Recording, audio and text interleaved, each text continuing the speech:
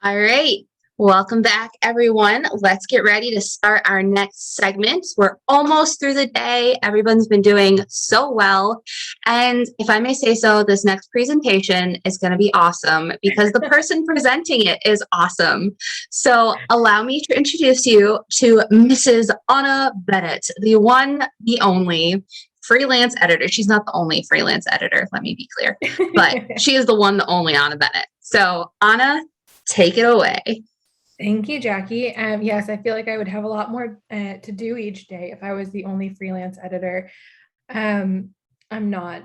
So today I put together a presentation just kind of talking about how to navigate the freelance editing process. Can you see my screen okay? Yes, we can. Awesome. All right. So a little bit about me to begin. There we go. My background academically has been in history and then historical and religious studies for the most part. I did my master's dissertation in the role of history in historical fiction. So reading as a hobby and as a big part of my life has always kind of been around, especially in the historical fiction arena. So I have been a part-time freelance editor for about 4 years at this point. I started in 2017. And I was attending a conference for the Historical Novel Society, trying to figure out what my niche would be in the published world. I'd love to be an author. I've got great ideas, but they never go anywhere. And the more that I talk to authors and editors and other published folk, I kind of figured out why. And a lot of it is in the way that I think, the way that I behave, the way that I process things. So I'm known for attention to detail, communication, and as you can attest, a rather blunt approach. So at the end of the conference, I kind of realized that the path was in front of me if I wanted to take it. And I reached out to an editor. She happened to be looking for an associate editor at the time. And so I joined the historical editorial as an associate developmental editor. And I worked with them for a few years, and I went on to copy edit with them as well. So during my time with the historical editorial, I started off mostly with historical fiction, as you could probably guess from the title and my background. But since then, I've kind of worked into a little bit of self-help, contemporary women's fiction, and my current project is actually contemporary legal fiction. So a little bit TBD there. But these are a couple of the books that have been published over the past couple of years that I have on my shelves currently. And there are a couple more in the publication process right now. So hopefully that stack we'll see a couple more titles added to it soon. So I mentioned developmental edit and I mentioned copy editing. And one of the big questions I get is, how many kinds of editing stages are there? Or what are the different types and what does each word mean? So a developmental edit is really your first professional edit. It's the meat and potatoes. It's the structure of your story. Is your plot sound? Are your characters interesting and round and brought off the page? Does your story make sense? And so developmental edits will always come first, because if you don't have a firm structure to your house, the first time a hurricane hits or a tornado, it's going down. And trust me when I say that once we get into line edits, I'm going to be that hurricane. And I want to see your stories standing at the end. So that's your first one. Line edits go more into a stylistic edit. So that's where we're looking more at the writing style itself, the words that you're using. Do your sentences flow together? Are your paragraphs in the right order? Are your chapters in the right order? How are we flipping the layout? And then things like authenticity of character. So if Susie Q is like, think the Dowager Duchess from Downton Abbey, very prim, very proper. And then in chapter 12, she says, as if, without any other references to Clueless or colloquialisms, I'm going to flag that and say, this does not sound like something that she would normally say. Or if her actions are out of character, if she's roughing somebody up all of a sudden, that's kind of what we're looking for in those line edits, is how does everything play together so that you've got the structure. Now we're designing the interior, right? We want the rooms to look put together and smooth and organized. Or if you do an organized chaos, we're going to go for that as well. But we're looking a little bit more at the content here, same as a developmental edit. Copy edits, you're going to shift over completely to technical. So by the time you get to a copy edit, you should be completely done fleshing out your story. You should know where it starts, where it ends, what happens in the middle. Your character should be developed. There's possibility for tweaks at this point by all means, but a copy edit is looking at your grammar and your spelling, syntax. We're going to look at what point do we transition from numerals to written out numbers. How is your date going to be laid out? If you have letters in your story, how are we writing that, or text, making it all consistent. So if you get a copy edit back and then you make changes to your book, you're introducing more opportunity for error. So copy edit's what we call a technical edit. It comes towards the end of the process. Typically, this is when we start saying you're ready to go to market. And a good editor will tell you, if you ask for a copy edit and your book still doesn't make sense and they can see that from the sample, they should pump the brakes and say, I don't think you're here yet. Granted, you can override them at any time, but if they're worth their salt, they're going to tell you it's not worth you paying me to do all of this work to come back and have me do it later too. One thing about the copy edit is that you should be getting a style sheet at the end, which is going to tell you, okay, we're capitalizing United States of America, but if you just put this one specific word, or you say we're all united, it's a lowercase. If we're doing President Lincoln, it's going to be, capital. If we're just saying the president, it's going to be lowercase p. It's going to tell you the dates, the formats. So if you do need to go back and make a little bit of a tweak later, your copy editing style sheet should be able to give you the guide to say, okay, I know we've been using Oxford comma, so I'm going to keep that going. Or I tossed in 100th place medal, and now I know I need to write that out because it's at or above 100. So that's the copy edit. That's the last real push. And then finally, your proofreading is your final quality check. So I don't consider this to be an edit in terms of, most people don't engage me for a proofread because it's a last line of defense. It's not your only line of defense. So if you can only do one edit in your whole book, it should not be a proofread. This is something that if you're going through a publisher, they have someone who will do it for you. It's good to get somebody who has a very, very brand new pair of eyes, because I can't tell you how many times I've picked a book up off the shelf and found one spelling error. I think Victoria Aveyard actually did that right after Realmbreaker came out. She's like, this giant book went through so many edits, and me and my editor and my copy editor and my developmental editor all missed this one word. They actually even just found another. Oh no. She did an edition thing wrong in the Realmbreaker. There was a wrong edition in there, and she just posted about that and was laughing. So it happens. It really does. It does. And that it happened to me with my master's dissertation. I went through that a few times. I sent it out to friends who have the same kind of level of attention to detail. Jackie, you proofread that, I'm pretty sure. No? Okay, never mind. Can't blame that on you. I got home, my brother was reading it, and he goes, did you know you misspelled a word? No, I didn't.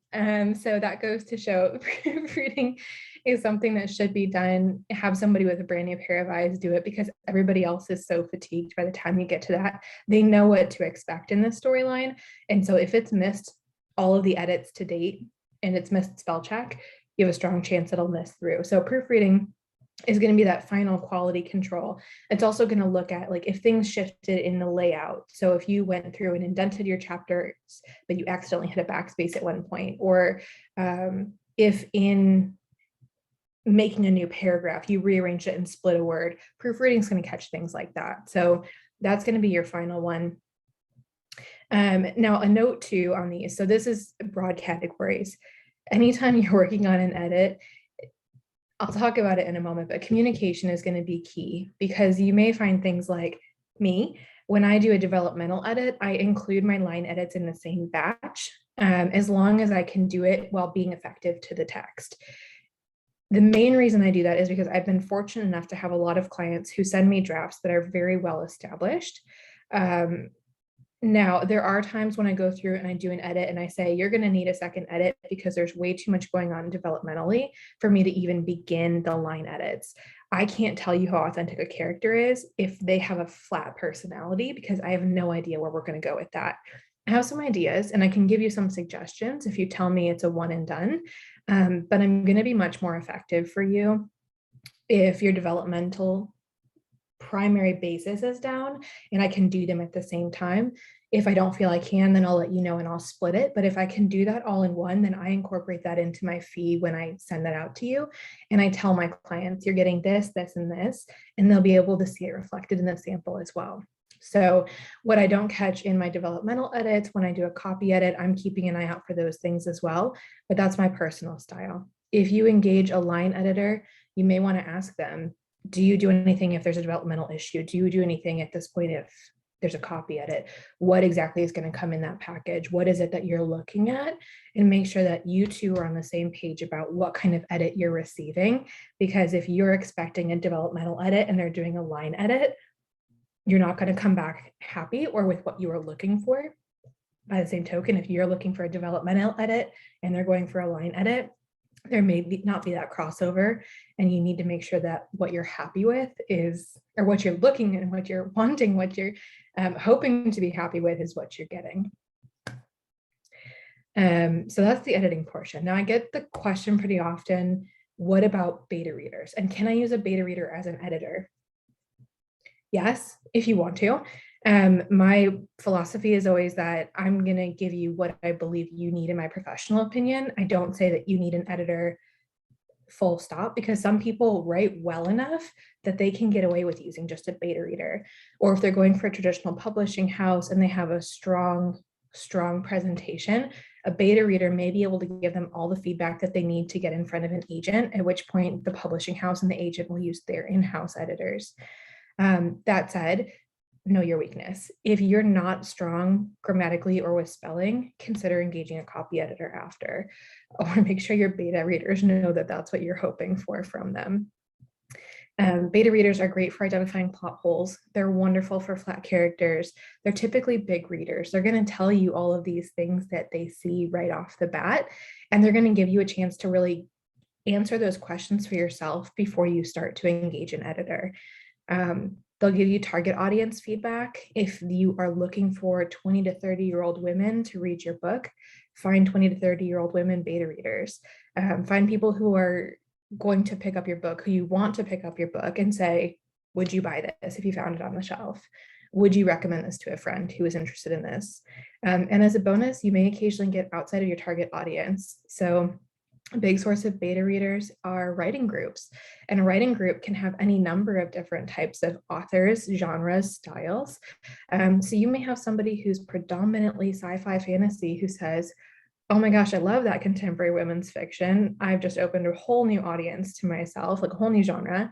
And they may say, that was so good, it could convince me to leave sci-fi fantasy for at least a couple of books to try them out.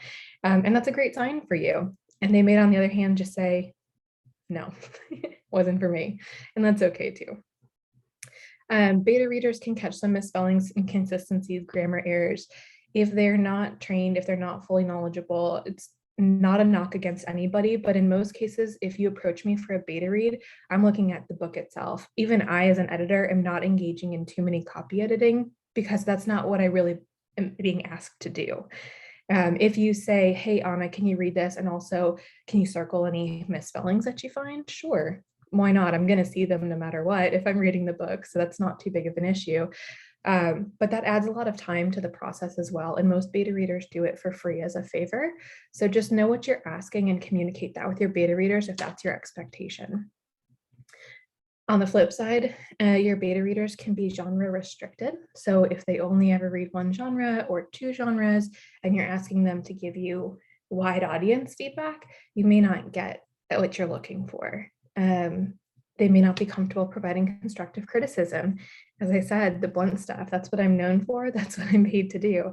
I'm here to say, I like where you're going. We're not there yet. And sometimes it can come across very difficult. Sometimes it's hard to say, I didn't enjoy reading this and we have a lot of work ahead of us. And I'll use better phrasing. but that's my job. My job is to tell you that you're not ready yet to publish and that you have a lot of work to do. And then it's my job to work you through how we're going to do that, or to give you the suggestions to get you on your feet so that you feel comfortable going there. But if your beta reader is a family member or a friend or somebody who just doesn't feel comfortable saying that, you're going to be a little bit restricted in the feedback you're getting, because the goal is always to have that constructive criticism to improve. It's not just to get people to read your book for the first time. Last but not least, I've seen this a couple times. Someone will offer you their own style preference and say, oh, I really didn't like reading third person. You should do second person.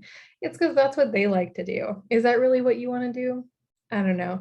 Mine through the data that you get, it'll be the same with an editor too. I'll give you my feedback. You have to decide what's important to you in your story. But again, know what your strengths and weaknesses are and take that all together when you consider, if you're using beta readers, what kind of editor you want to engage, how many rounds of it with an editor do you want to go, do you need multiple editors, what does that look like? And just overall in this whole process, be honest with yourself. And if you can't be honest with yourself, ask somebody else to be, who you can trust that they will be. So where would I find an editor if I'm looking for him? We're hiding in plain sight.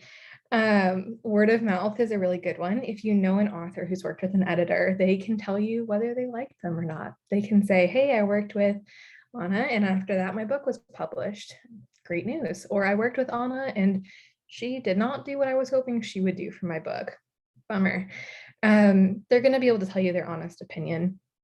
Book acknowledgements are a great one. It's in all of the contracts that I write that I ask for my name to be included for the work that I've done. I'm immensely proud of the work that I do. I put a lot of time and energy into my edits. And while the story is not mine by any means, oftentimes a lot of my little brain children get into those published works, and that's really exciting, and I want some credit for it. So you may open a book and say, hey, this editor Anna, or this historical editorial group, go online, Google, find us, reach out, see if we're looking for some work. You can use the Google. Social media, you can look up blog tours, Bookstagram, Book Talk, see if they highlight any editors. I think blog tours are probably going to be the easiest one editing wise of those three. I don't think Bookstagram or Book Talk have really engaged with the editing side too much just yet. Room for improvement. And then conferences and events. Your friendly local library is often jam-packed with authors or authors to be. They can point you in the right direction, or they may have like a networking event. Conferences are a great place to find us when you're looking at like genre specific, like Historical Novel Society, for example. You'll get traditional publishing houses that will come. You'll find local editors, freelance editors. I've seen farmers market pop-ups. I've seen, like I leave my cards sometimes in coffee shops or Panera when I'm in a new place and looking for some work. Because it's remote, really anywhere I go, I can drop my business cards off and see who gives me a call. But look around, ask questions. It's not too hard to find freelancers these days, editing wise.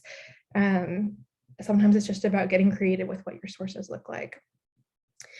If you've found a publisher or an agent, it's going to look a little bit different. So an independent publisher is often do it yourself. 2 stages. 1, produce the manuscript. 2, they publish the manuscript. That one you're going to have to typically find your own editor. It may vary from publisher to publisher, but that's if you're going to like an Amazon, for example, they're going to tell you, give me the final work, and that's it. If you're going for a small publishing house, sometimes they'll have an in-house editor. It depends on what they have the ability to do.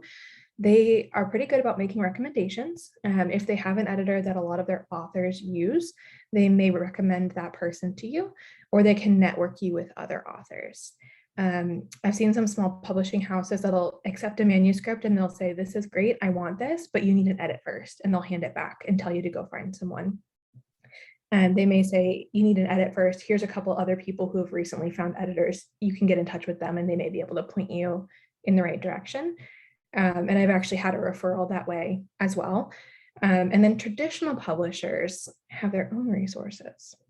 So on my genres page, you may have noticed one of the books that I have been involved with is The Lost Apothecary by Sarah Penner, which spent several weeks on the New York Times bestseller list, which is phenomenal.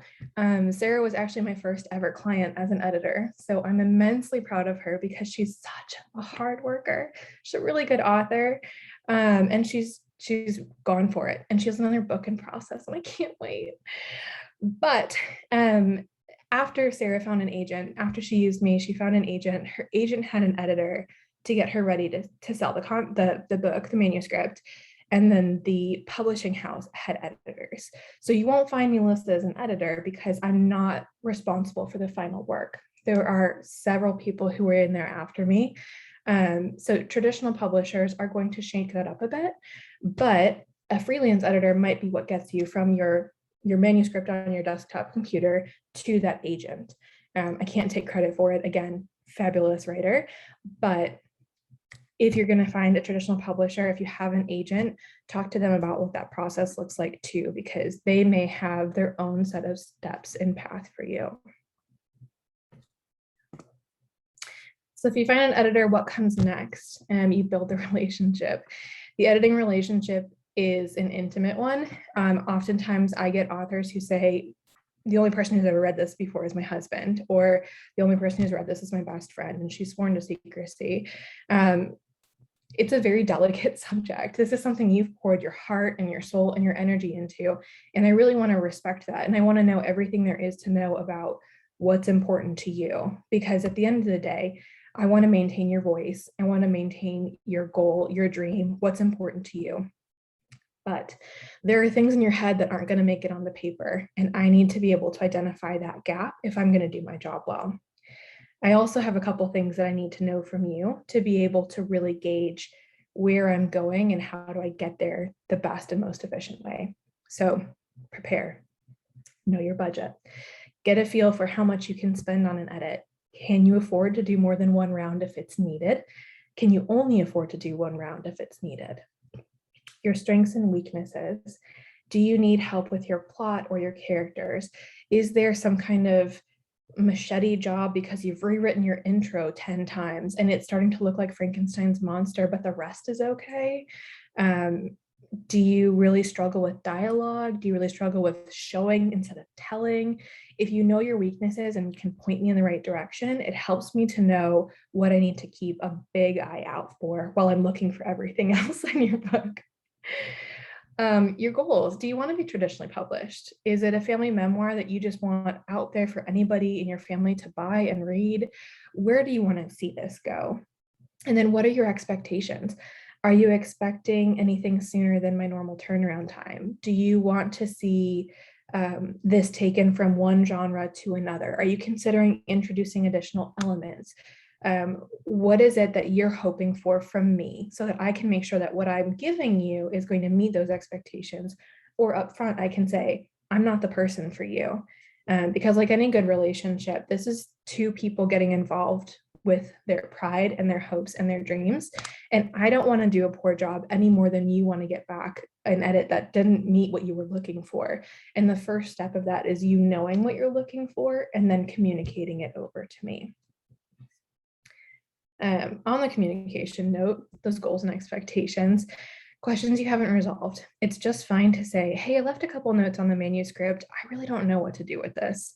Or I know I want to involve whoopee cushions, but where is the best part that I can stick them in text revisions or comments? I personally, in a development edit, I do comments because I'm not the author. I don't want to write your story for you. I'm going to give you my suggestions. And sometimes those suggestions may include phrasing suggestions if I can picture it in my head a certain way to really get the point across. But you may find authors who do in-text revisions. They may say, I can do this better, and then they type it out, or I think this is going to flow better with this writing. And that may be something that's important to you as well. Do you want people making those corrections for you, or do you want their suggestions? Because some authors come to me and they say, suggestions are great, but I don't know how to get there. And I really wish you would tell me what I need to say in my book. Time frame. My usual turnaround time is 2 weeks. That's something they'll typically communicate with you when they're giving you like a quote, pricing, time frame. What does that look like? Single or a series, it's so important to know, is this book a standalone, or are there little seeds being planted that I should be aware of? Because oftentimes in an early to mid draft, there's a lot of flags that stick up that don't make sense to me. And I flag them all, and the author comes back and says, oh, well, I'm going to have a sequel. Okay, so what we need to do is we need to make those flags aesthetically pleasing so that your readers pick up on them without actually being thrown out of what's happening in the first book. It's planting the seeds, it's getting it where it needs to be so that you're foreshadowing or you're laying out the elements, but you're not quite deterring from what your primary plot is in the first book. Editor focus, again, is there anything you specifically want from me? And then a contract. I always recommend getting a contract. Again, your ideas, my ideas, coming together in one document. That's a lot of people's ideas. Contract should list the start date, the end date. How is it being delivered to you? What's the turnaround time? How much is it going to cost? Are you PayPaling? Are you sending a check? When is it due by? All that kind of good information. And certain things too, like what are the legalities of if someone doesn't deliver? Is someone allowed, can your editor return it to you and say, I'm sorry, I just can't do this?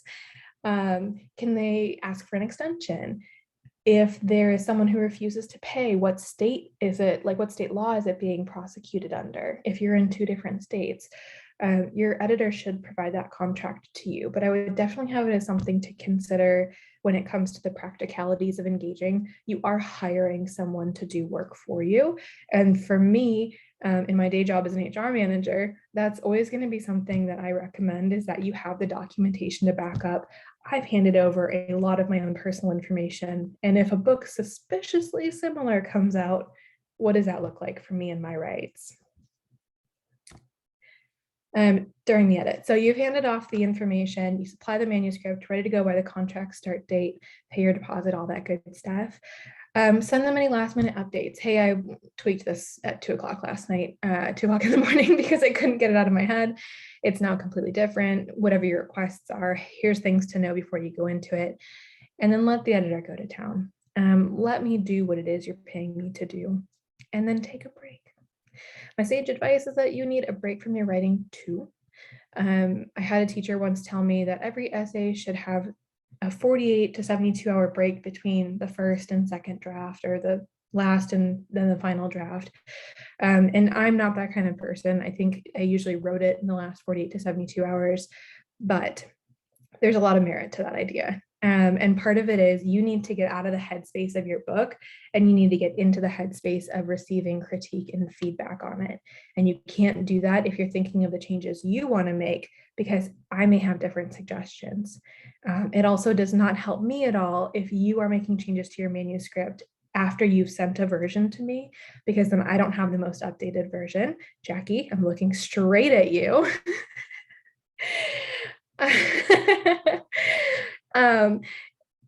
And at the end of the day, the most important thing about an edit is that when you receive it, the feedback back, you're going to be ready to open yourself up to what it is your editor has to say, and you have a fresh mindset to go in and make those changes. Because if you're bogged down with your own ideas, mine are going to bounce right off, or they're not going to be as effective because you're focused on what you've thought of in the past couple of weeks.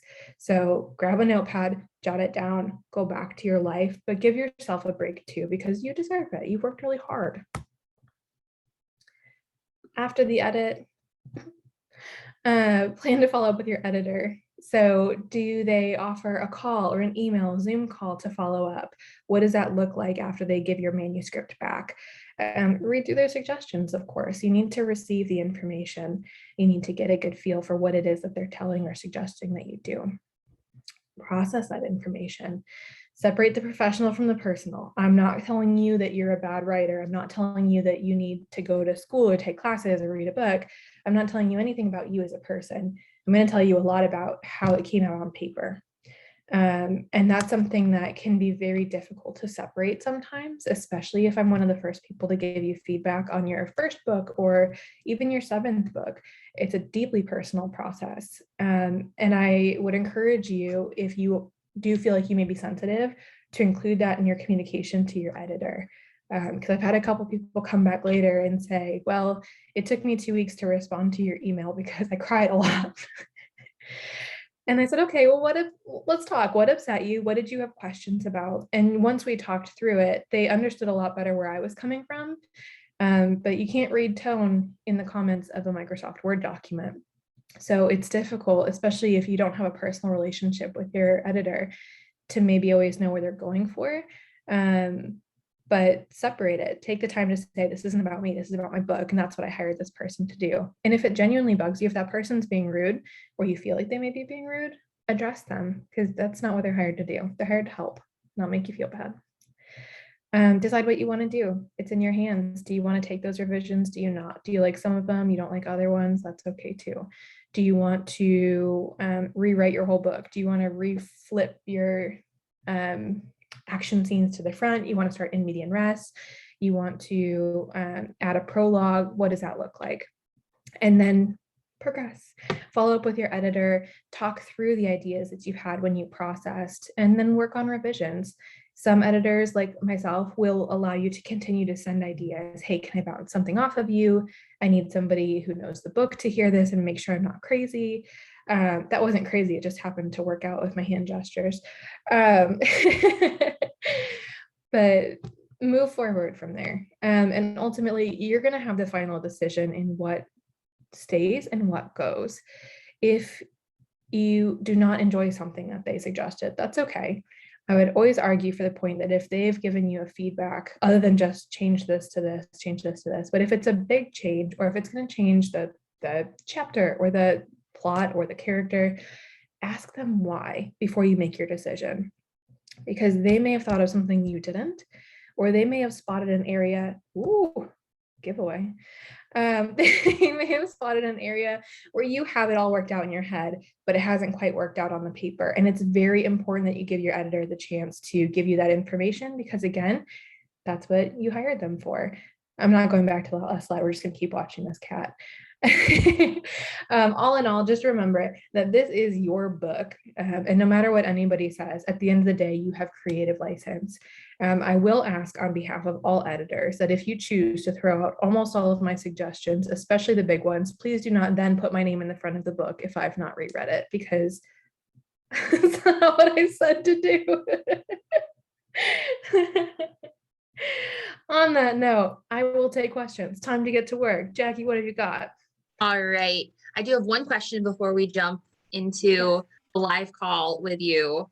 And of course, now I just completely blanked on it. Oh, but editing your own work. So in complete transparency, in case you hadn't guessed, Anna was my editor, is still my editor, and will continue to be my editor for my writing, as much as it pains her. And I was the bad author who was rewriting and then sending her the rewrites in the process of. So Anna, we know not to send you rewrites now, that is not the polite thing to do. What would you recommend for a writer who is getting ready to contact the editor and send out that first round for revisions? What would you recommend as like a self-editing, like how to self-edit easily, painlessly, maybe slightly painfully, because it's always painful? Yeah, I never recommend sending your first draft out to an editor. That's where I would really suggest you go with a beta reader, or let it sit for a little bit and read through yourself, because your first draft is almost always just an idea dump, and you don't really need to pay someone to fix that, because most often you can do that yourself. So I recommend usually like second, third draft, depending on how coherently or self-correcting you are in your writing process. And then when you reach out to an editor, typically the process will be that they'll ask for a sample. So in a normal situation, I would say, okay, your book sounds interesting. I'm intrigued. Send me the first couple chapters up to 20 pages. I want to take a look. As a developmental editor or a line editor, that's how I gauge what level of work needs to be done on your book. For copy editor, it'll be about the same thing. I need to have an idea about where you're at for how much time this is going to take me in those 2 weeks. And that's how I price myself. Copy editing is priced per page, but the price per page is going to change depending on, have you run spell check yet? Are you misspelling the main character's name 3 times in the first 20 pages? Or is it like little things here and there? And a lot of it's going to be more tied into syntax and stylistic, Chicago Manual of Style kind of fun things. So I'll ask for the sample. You send me the first couple chapters. I'll read through them. I actually perform and edit the way that I would on the full manuscript on those first few chapters, first couple of pages, to give you an idea as well about what you're getting into. I will give you exactly what you're going to get if you hire me as an editor. So you'll get an upfront feel for what am I commenting on? What do my feedback look like? You'll see that it's comments and not in text, things like that. If someone at that point needs major revisions or they're not quite there yet, we go to set up the date. So I've had it before where people have said, okay, I want to hire you. It looks good. I'm still writing or revising. It's July now. Let's set a date for October. That gives them time to go through and self-edit. So that's the first half of the question, or my answer, I suppose. The second half, when you're actually going through to do the edits, first of all, please run spell check. Please run spell check. One of the things that I've recommended the most to people is to consider your work like a tapestry. And one of my authors told me last week that this was the best analogy she's ever received. So I've got a lot of pressure right here. Your book is a tapestry. And if you think of a tapestry in your head, like the unicorn one that everybody seems to know, if everything is where it needs to be at the end, your tapestry is a beautiful work of art. If you are going through and there's random orange threads in the middle of your very white unicorn, those are your details like, and then she ate a peanut butter sandwich in the middle of a very busy action scene. I don't need them. Get rid of it. Your orange thread's going to throw you off the whole picture. It's going to hyper focus the reader on that one thing that doesn't make sense. So it works for a tapestry. It works for a movie as well. If you think about things that people do in a movie, it almost all contributes to what's going on that you need to pay attention to. And if you're sprinkling little details in or stylistic, linguistic things that are going to throw somebody off, it's flair and it needs to be pared down. And I'm looking again at you, Jackie, because you're a very flary writer, but your book was a lot less flary than your master's dissertation. And I have progressed. But the point is, when you're self-editing, you kind of have to take yourself out of your own head and what you want to do. And the best thing to do is look at it objectively as possible and say, am I writing that because I think it's important, or am I trying to convince somebody of something? A lot of information in most common writing styles is going to lead to something else. If you're giving me extraneous details, there's a solid chance that as an editor, I'm going to tell you to get rid of it, because all it's going to do is I'm reading. Oh, that person had a peanut butter sandwich. I haven't eaten in 4 hours. I'm going to put the book down and I'm going to go eat. And what I want you to do is I want that person to read through the hunger, because the book is so good that they're going to wake up in 12 hours and realize they haven't eaten in 3 days because they've been reading the book. So self-edit, pop yourself out, take a look at the big picture. Is what you're writing contributing to your plot? Is it contributing to the story? Is it building the characters? And if it's not doing one of those things, then it may not be worth keeping. And you can get someone else involved there too, but the big picture is really going to be what helps people self-edit. Divorce yourself from what you want and ask yourself what the book needs. Beautiful. And I had to go through that a couple times, I will admit. The characters ran rampant a couple times, and Anna and my beta readers really pointed out, and they're like,